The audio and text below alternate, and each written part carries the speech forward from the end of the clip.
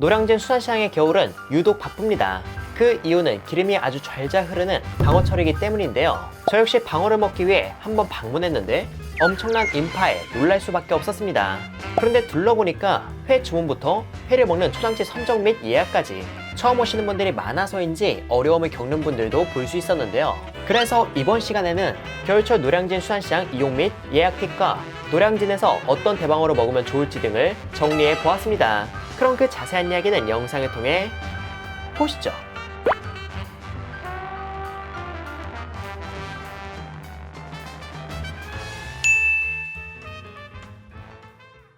우선 노량진 수산시장은 금, 토, 공휴일, 그리고 평일 이렇게 둘로 상황을 나눌 수 있습니다. 금요일, 토요일과 공휴일의 경우 예약 전쟁이라는 말이 정확한 표현이 될 것 같은데요. 연말에 이어 연초, 그리고 설 연휴까지 있다 보니 이 시기에 쉬는 날에는 정말 많은 사람들이 노량진을 찾습니다. 그래서 방어로 유명한 점포는 당일 예약이 어려울 수 있으며 회를 먹을 수 있는 식당은 당일 예약이 거의 불가능하다고 보면 되는 거죠. 물론 애매한 시간대에는 회식당 당일 예약이 가능할 수 있지만 다음 예약 손님이 있어서 시간 제한이 있을 수 있습니다.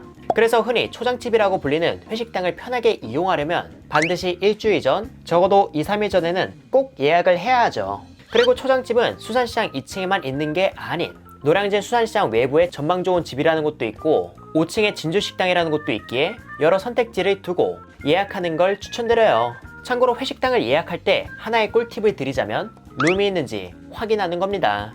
노량진 수산시장은 주로 술과 회를 즐기는 분들이 찾다 보니까 룸이 아닌 홀에서의 식사는 상당히 시끄러운 편이죠. 그렇기에 전화로 식당 예약 시 룸이 있는지 꼭 확인 후 룸 예약이 가능하다면 룸으로 하는 걸 강력 추천드립니다. 그런데 간혹 금요일이나 토요일에 급하게 회를 먹으러 가는 경우도 있잖아요. 하지만 수산시장의 초장집은 자리가 다 차서 이 근방에 회 먹을 곳을 알아보시는 경우도 있던데 예전에는 외부 음식 반입이 가능한 와인바가 노량진역 근처에 있었으나 지금은 대관만 하는 곳으로 변경되었고 외부 음식 반입이 가능한 맥주집도 근처에 있지만 회는 반입이 안 된다고 하니까 금토에 예약 없이 노량진에 회를 먹으러 간다면 사람들이 잘 방문하지 않는 시간대를 노리거나 아예 다른 곳에 가서 회를 드시는 걸 추천드립니다. 단, 일요일 저녁은 금요일과 토요일에 비해 여유로운 경향이 있기에 일요일은 저녁에 당일 예약을 시도해보셔도 괜찮을 것 같습니다. 이렇게 해서 회식당 예약 방법과 팁은 알려드렸고 이제 방어회 예약하는 법과 맛있는 방어집에 대한 팁을 알려드릴까 합니다. 우선 노량진에는 방어로 유명한 점포가 몇 군데 있는데요. 이곳은 주로 전화로 예약을 도전하시는데 금토에 예약하고 싶은 분이라면 당일 오픈 시간에 맞춰 전화를 해야지 겨우 예약이 가능하지만 전화가 몰리는 경우에는 예약이 어려울 수도 있습니다. 이럴 때 제가 팁을 하나 드리자면 인어규제적단 어플을 통해 예약하는 겁니다. 인어규제적단 어플에 들어가면 원하는 점포를 검색 후 예약 주문하는 구조인데요. 하지만 어플에 모든 점포가 있는 건 아니기에 혹시나 이용하는 점포가 인어규제적단 어플에 있다면 보다 편하게 예약하실 수 있을 겁니다. 물론 이 역시 주말 오후엔 닫힐 수 있기에 주문 당일 오전에 주문하는 게 제일 좋고요. 그런데 당일 예약이 안 될까봐 혹시나 걱정이라면 전날이나 며칠 전에 예약하는 걸 추천드립니다. 그리고 다음으로 알려드릴 건 맛있는 방어횟집을 고르는 방법인데요. 그건 바로 인기 있는 점포를 이용하는 거예요. 꿀팁이라는 게 너무 1차원적이지 않냐고 생각하실 수도 있지만 이게 단순히 사람이 많으니까 맛집이다라는 개념보다는 순환율 때문에 그렇습니다.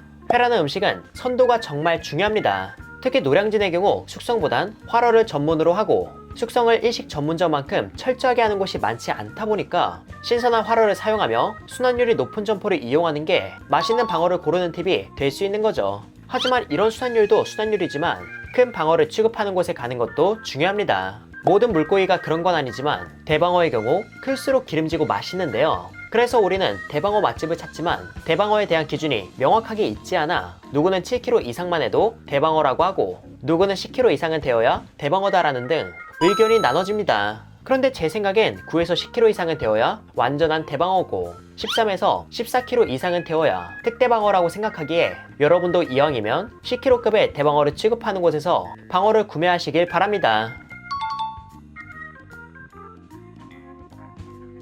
단 이런 방어는 클수록 비싸기에 맛있는 방어를 먹을 땐 가성비는 멀리 하시는 게 좋습니다. 물론 큰 대방어를 취급하는데 유난히 다른 점포에 비해서 저렴한 곳도 있어요. 그건 선호 대방어를 취급하는 곳, 즉 살아있는 게 아닌 죽었지만 횟감이 가능한 방어일 수도 있습니다. 이는 손질 작업과 숙성 온도 조절만 잘 해놓았다면 가성비와 맛 둘 다 챙길 수 있지만, 노량진은 앞서 말했듯 화로회를 전문으로 하기에 이런 선어 대방어를 정말 잘 다루는 곳을 찾기는 어려울 수 있습니다.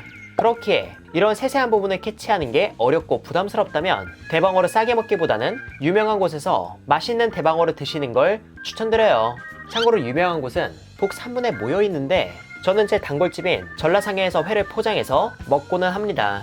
그리고 식당은 좌석이 많은 해운대 식당이나 특별한 매력이 있는 청해진에 가는 편이죠. 좌석이 많은 해운대 식당은 다른 식당에 비해서 예약이 비교적 쉽다는 장점이 있고, 청해진은 앞서 말했듯 특별한 매력이 있는데 그건 바로 콜키지가 무제한이라는 겁니다.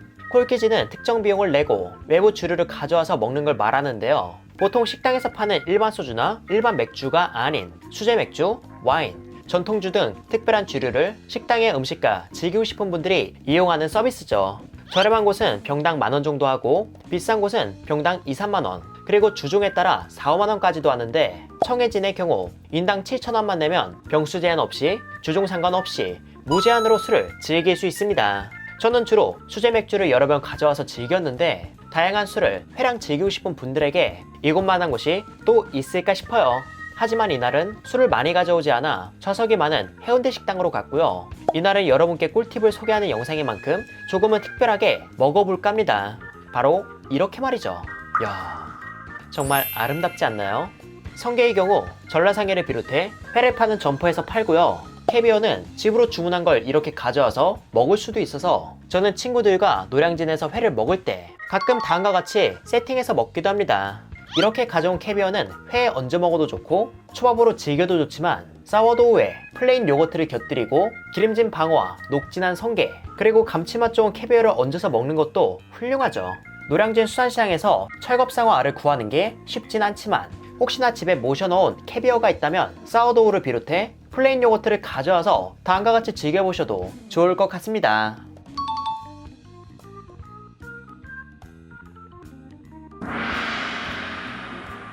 이렇게 해서 저는 대방어철 노량진 수산시장 이용 꿀팁을 정리해보았는데요. 이번 설 연휴를 앞두고 또 많은 사람들이 몰릴 것으로 예상되기에 제 팁을 참고해서 불편함 없이 행복하게 회를 즐기셨으면 좋겠습니다. 이렇게 해서 회사랑은 이만 인사드리도록 할게요. 그럼 여러분들 안녕.